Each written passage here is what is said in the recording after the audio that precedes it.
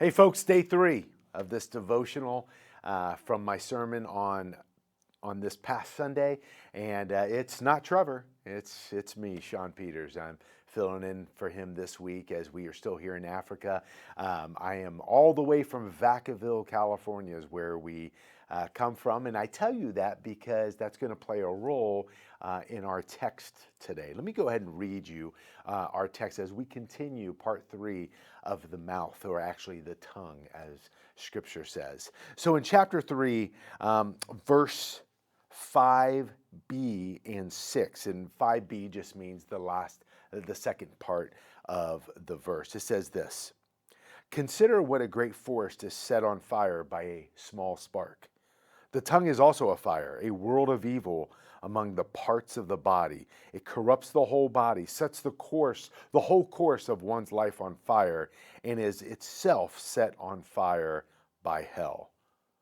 That's a tough passage right there, isn't it? So the reason I tell you about California is because if anyone knows about fires, it's Californians. Our state is on fire almost every summer. And the reason being is because California, believe it or not, it has huge forests up and down the coast. And if you've ever been to California, anything that is green, it's because of irrigation. Really, California is a desert. And so California is gorgeous, it's beautiful in some areas, but we really get that greenery from the water, from irrigation. And the reason that plays a part is because if there's no irrigation, then it's dry, right? And so all this brush, all these forests in the summer get dry. Just the smallest spark can set all of that brush on fire, and it spreads quickly. You're probably aware of the Palisades fire that was near Hollywood last summer, and that they said that fire was spreading at a rate of 100 yards. I know you guys deal with meters, but 100 yards per second is how fast it was spreading. That's a football field. That is huge and fast, and it always starts with a small spark. And this is what James is talking about. This right here, our mouths, the words that come out, can be that small spark that sets a blaze, a fire so uncontrollable, just by little words. Think about your own life. I bet you if I were sitting there having coffee with you, you would be able to tell me about some things that people have said in your life, whether you were a child or a student, a teenager, or an adult. Some of the most hurtful things that people have said, usually it's not a huge conversation. A lot of times it's a sentence or just a few words, but it crushed you. It hurt you. I can guarantee you that you could probably give me a top 10 list.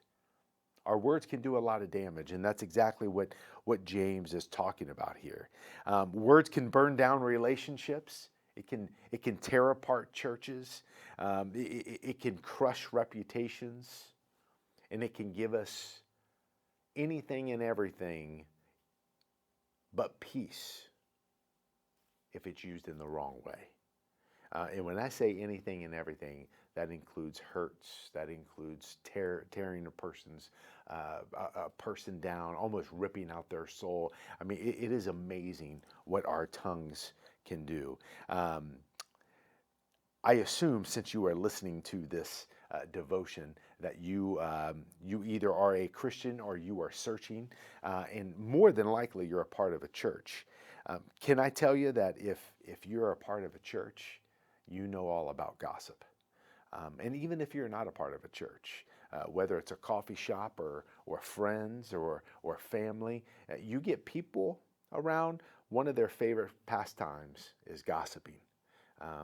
We love to gossip about other people. We love to hear it.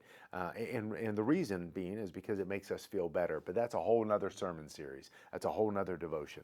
But it all has to do with our words. James says this: the tongue is set on fire by hell itself. Oof. It's a spiritual battle, not just a self-control battle. It is a hard battle, and we know this. And the problem isn't just the tongue. Luke chapter 6 tells us it's the heart behind the tongue. You know, the tongue only reveals what's in our hearts.